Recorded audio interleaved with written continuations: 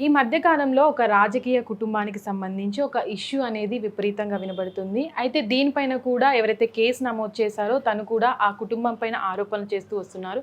అసలు ఏ విధంగా దీనిపైన అంటే తను ఆరోపించినటువంటి ఆరోపణలు అనేవి నిజమేనా కాదా తెలుసుకుందాం. మనతో పాటు అడ్వకేట్ సుంకర నరేష్ గారు ఉన్నారు. నమస్కారం సార్. నమస్తే అమ్మా. సార్, మీరు వినే ఉంటారు, రీసెంట్గా ఒక రాజకీయ కుటుంబానికి సంబంధించి ఇష్యూ అనేది నడుస్తుంది. వాళ్ళ కోడలికి సంబంధించి మత మార్పిడి చేసుకోమన్నారని నన్ను చాలా ఇబ్బంది పెట్టారని కూడా చెప్పుకొస్తూ వస్తున్నారు. అసలు దీంట్లో ఏం జరుగుతుంది అనుకోవచ్చు మనం?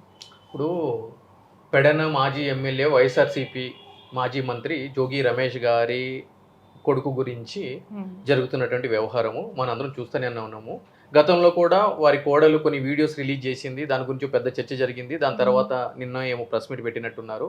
సో ఈ యొక్క మొత్తం వీడియోస్ అన్నీ చూసిన తర్వాత అర్థమైంది ఏంటి అని అంటే కనుక, జోగి రమేష్ గారి కొడుకు కాపురం చేయడానికి పనికి రాడు అనేది ఒక ఆరోపణ. ఎవరు లైక్ అంటే భార్య చేస్తున్నటువంటి ఆరోపణ.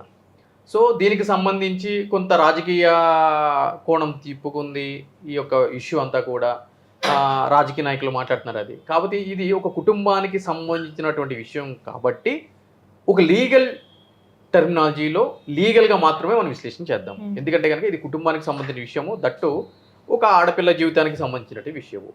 అయితే ఈ యొక్క విషయాన్ని మనం తీసుకున్నట్లయితే కనుక అన్ని ఆడియో రికార్డింగ్స్ బయటకు వచ్చినా కూడా ఇవన్నీ కూడా మీరు నేను అవతల వ్యక్తితో డిసైడ్ చేయాల్సినటువంటి అంశం కాదు. ఇది అల్టిమేట్గా ఏం జరిగినా కూడా కోర్టులే మన ప్రజాస్వామ్యంలో అంతిమంగా తీర్పులు ఇవ్వాల్సినటువంటి వేదికలు. సో కోర్టు ద్వారా మాత్రమే ఒక ఇష్యూ అనేది అల్టిమేట్గా సాల్వ్ చేసుకోవాల్సిన పరిస్థితి. అయితే నిజంగానే జోగి రమేష్ గారి కోడలు చెప్తున్నట్టు తన యొక్క భర్త కాపురానికి పనికి రాడు అని అనుకుంటే కనుక దానికి సంబంధించి మ్యారేజ్ని వైబుల్ మ్యారేజ్ అని అంటాడు. అంటే నల్ అండ్ వైట్ చేయాలి, అంటే రద్దు చేయాలి అని చెప్పని హిందూ మ్యారేజ్ యాక్ట్లో సెక్షన్ 12లో 1లో సబ్ క్లాస్ ఏలో ఈ విధంగా ఒక వ్యక్తి కాపురాన్ని చేయడానికి పనికి రాకుండా పోతే ఇంపార్టెంట్ అయితే కనుక దాని ఆ యొక్క గ్రౌండ్ని బేస్ చేసుకుని వాళ్ళు కోర్టులో కేసు అనేది వేసుకోవచ్చు. అయితే ఇక్కడ మనం ప్రధానంగా తెలుసుకోవాల్సిన విషయం ఏంటి అని అంటే కనుక డైవర్స్ వేరు, నల్లిటీ అండ్ వైబుల్ మ్యారేజ్ వేరు. డైవర్స్ అంటే ఏంటి అని అంటే కనుక ఆ యొక్క మ్యారేజ్ చట్టబద్ధత ఉన్నట్టు, దాని తర్వాత వాళ్ళు విడిపోతున్నట్టు. నల్లిటీ అంటే ఏంటి అని అంటే కనుక అసలు ఆ మ్యారేజ్కి చట్టబద్ధత లేదు అని చెప్పి డిక్లేర్ చేసే విధంగా చేయటము. సో ఈ యొక్క డిఫరెన్స్ అనేది ఉంటుంది. సో డైవర్స్ వచ్చేసి section 13 of the Hindu marriage act ఉంటుంది. నల్లిటీ వచ్చేటప్పటికి section 12 of the Hindu marriage act ఉంటుంది. సో ఈ రెండింటికి డిఫరెన్స్ ఈ విధంగా ఉంది. సో కాబట్టి ఆమె చేసిన ఆరోపణలు ఏ విధంగా అయితే కనుక ఉన్నాయో ఆ ఆరోపణల ప్రకారము ఆమెకి ఈ విధమైనటువంటి ఆప్షన్ అనేది ఉంది. సో ఫర్దర్గా ఆమె ఇంకా ఏ విధంగా ఫేస్ చేసింది, అంతిమంగా మనం ఎన్ని మాట్లాడినా కూడా భార్యాభర్తల మధ్య ఏం జరిగింది అనేది ఆ 4 గోడలకే తెలియాలి తప్ప బయట ఉన్న ఏ వ్యక్తికి కూడా తెలియదు, ఇంక్లూడింగ్ పేరెంట్స్. రైట్? సో ఈ ఆడియో రికార్డింగ్స్ అవి ఇవి ఉన్నాయి, దాంట్లో ఒప్పుకున్నారు, అంటే దాంట్లో ఒప్పుకునే విధంగా ఆ ఆడియో కన్వర్సేషన్స్ ఉన్నాయి కాబట్టి మనకు తెలిసింది. అంతే తప్ప మొగుడు పెళ్ళంతో ఏ విధంగా కాపురం చేస్తున్నాడు అని చెప్పని బయటకి ఎట్లా తెలుస్తుంది? ఈ డెల్ చూడదు కదా లోపల, అమ్మాయి చెప్తే తప్ప. కొన్నిసార్లు ఏమవుతాయి అంటే కనుక ఆరోపణలు కూడా జరుగుతాయి. ఈ విధంగా ఆరోపణలు జరిపినప్పుడు ఏం జరుగుతుంది అని అంటే కనుక అబ్బాయికి ఏం చేస్తారు అంటే కనుక టెస్ట్ అనేది కండక్ట్ చేయడం జరుగుతుంది with prior court permission. So ఆ టెస్ట్లో కనుక అతను పాస్ అయితే కనుక ఆమె ఇతను మగాడు కాదు అని చెప్పని ఏదైతే కనుక ఆరోపణలు చేసిందో దానికి సమాధానం చెప్పినట్టయితే ఆ గ్రౌండ్ మీద డివోర్స్ అనేది తీసుకోవడానికి అతనికి రైట్ ఉంటుంది. అదేవిధంగా డిఫేమేషన్ సూట్ కూడా ఫైల్ చేసుకోవచ్చు భార్య మీద. సార్, అంటే దీంట్లో ఎవరైతే పిటిషన్ దాఖలు చేశారో ఆ మహిళ కూడా చెప్తుంది ఏంటంటే చాలా వరకు ఈ విషయం తను ఏదైతే మ్యారేజ్కి పనికి అంటే తను ఫిజికల్గా యాక్టివ్గా లేరన్న విషయం వాళ్ళ తల్లిదండ్రులకు తెలుసు. అది తెలిసే నాకు పెళ్లి చేశారు అంటే వాళ్ళు ఒక తప్పు చేశారని కూడా చెప్తుంది. అంటే ఇదేమైనా దీంట్లో యాడ్ అయ్యే అవకాశం ఉంటుందా? 100% ఇది కూడా one of the best ground. దానికి సంబంధించి ఆ ఆడియో కూడా బయటికి రిలీజ్ చేయడం జరిగింది. దానికి సంబంధించి వీళ్ళు కూడా ఒప్పుకున్నటువంటి పరిస్థితి అక్కడ కనిపిస్తుంది. సో కాబట్టి ఆబ్వియస్లీ కోర్టులో ఏదైతే కనుక నేను చెప్పానో దాని ప్రకారం వాళ్ళు కోర్టులో వేస్తే కనుక సెక్షన్ 12 ప్రకారం హిందూ మ్యారేజ్ యాక్ట్ ప్రకారము ఆమెకి అనుకూలంగా తీర్పు రావడానికి ఆస్కారం ఉంది. ఓకే. అంటే నన్ను బెదిరించారు, నన్ను ఏదైతే నేను ఇంటి నుంచి బయటకు వచ్చేసానో ఆ తర్వాత కూడా నన్ను బెదిరించారు వాళ్ళ కుటుంబం. మేము నార్మల్ కుటుంబం నుంచి వచ్చిన వాళ్ళం, వాళ్ళు పొలిటీషియన్స్గా ఉన్నారు కాబట్టి అంటే మత మార్పిడి అనేది కూడా ఇక్కడ మనం చాలా వరకు వింటూ వస్తున్నాం ఈ ఇష్యూ బయటకు వచ్చిన తర్వాత.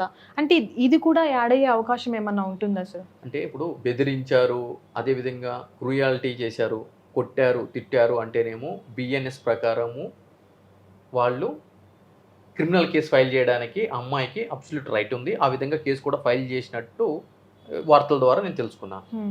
అది క్రిమినల్ ప్రొసీడింగ్స్. ఆ క్రిమినల్ కేసు ఫైల్ చేసినంత మాత్రాన వీళ్ళిద్దరికీ మధ్య ఉన్నటువంటి బంధం అంటే వివాహ బంధం రద్దు అయినట్టు కాదు.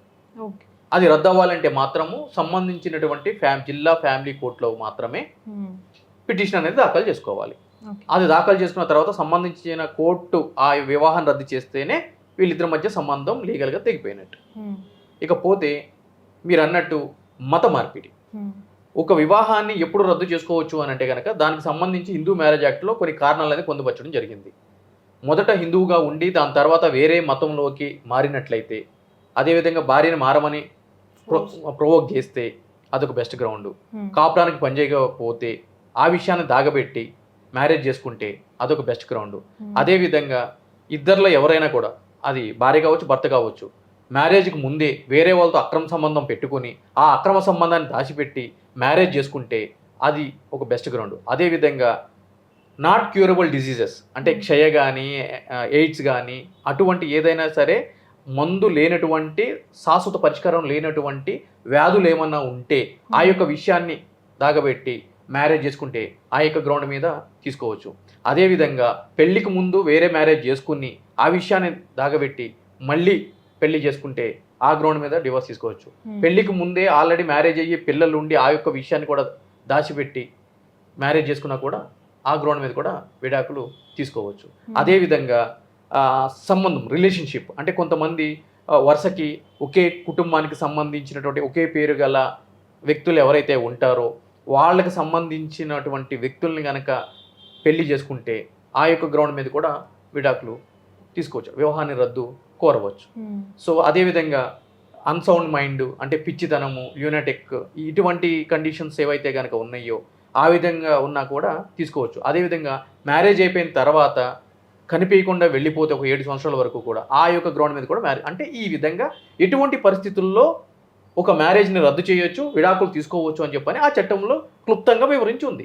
దానికి సంబంధించి ఎవిడెన్స్ అనేది ప్రొడ్యూస్ చేయడం అనేది ఎవరైతే కనుక పిటిషన్ దాఖలు చేస్తున్నారో వాళ్ళ మీద ఆధారపడి ఉంటుంది. కాబట్టి ఆ బర్డెన్ ప్రూఫ్ అనేది ఆ చేసే వాళ్ళ మీద ఉంటుంది. ఓకే, అంటే ఈ కేసు అనేది గత నెల రోజుల నుంచి వింటూ వస్తున్నాం సార్. చాలా వరకు అంటే ప్రొలాంగ్ అవుతుంది కానీ ఎక్కడ కూడా తెగట్లేదు. అంటే ఇది ఫ్యామిలీ పరంగా వెళ్తుంది అనుకోవచ్చా, రాజకీయ పరంగా వెళ్తుంది అనుకోవచ్చా? తెగట్లేదు అని అంటే కనుక ఆ టర్మ్స్ ప్రాపర్గా వెళ్ళట్లేదు అని చెప్పని అర్థం. అంటే ఏ విధంగా అంటే అది వాళ్ళిద్దరి మధ్య ఉన్న అండర్స్టాండింగ్ అంటే ఆ కట్నానికి సంబంధించినటువంటి అమౌంట్స్ ఏవైతే ఉన్నాయో అవి ఇచ్చే విషయంలో కావచ్చు. అదేవిధంగా ఒక ఆడపిల్ల జీవితం ఈ విధంగా అయిపోయినందుకు ఆమెకు ఇవ్వాల్సినటువంటి పర్మనెంట్ అలిమనీకి సంబంధించినటువంటి అంశం కావచ్చు. అదేవిధంగా రేపటి రోజున ఆమె భవిష్యత్తు ఏ విధంగా అయినా కూడా ఒక ఆడపిల్ల ఒకసారి మ్యారేజ్ చేసుకున్న తర్వాత మళ్ళీ విడాకులు తీసుకున్నా లేదంటే కనుక మ్యారేజ్ని రద్దు చేసుకుని మళ్ళీ వేరే మ్యారేజ్కి వెళ్ళినా కూడా కొద్దిగా కష్టతరమైన పరిస్థితి ఏర్పడుతుంది. అంటే ఆడపిల్లని మళ్ళీ మ్యారేజ్ చేసుకోవాలి అంటే కనుక అటువంటిప్పుడు అమ్మాయికి సంబంధించినటువంటి సెటిల్మెంట్ అయితే కనుక చేయాల్సిన బాధ్యత ఈ అబ్బాయి మీద ఉంటుంది. ఆ యొక్క సెటిల్మెంట్కి సంబంధించినటువంటి విషయం కావచ్చు. సో ఈ విధమైన వివిధ కారణాలకు సంబంధించి ఇంకా ఆ యొక్క సంప్రదింపులు అనేది సజావుగా సాగట్లేదు. కాబట్టి ఇది ఇంకా ఒక సీరియల్ లాగా సాగుతుంది అని చెప్పి నేను అనుకుంటున్నాను. చూశారు కదా, మరొక ఇంటర్వ్యూతో మళ్ళీ కలుద్దాం. అంతవరకు చూస్తూనే ఉండండి Hit TV. Hit TV app, ఇందులో short news, live news, entertainment shows, movies, digital magazines తో పాటు మీ జిల్లా వార్తలను కూడా ఫ్రీగా చూడొచ్చు.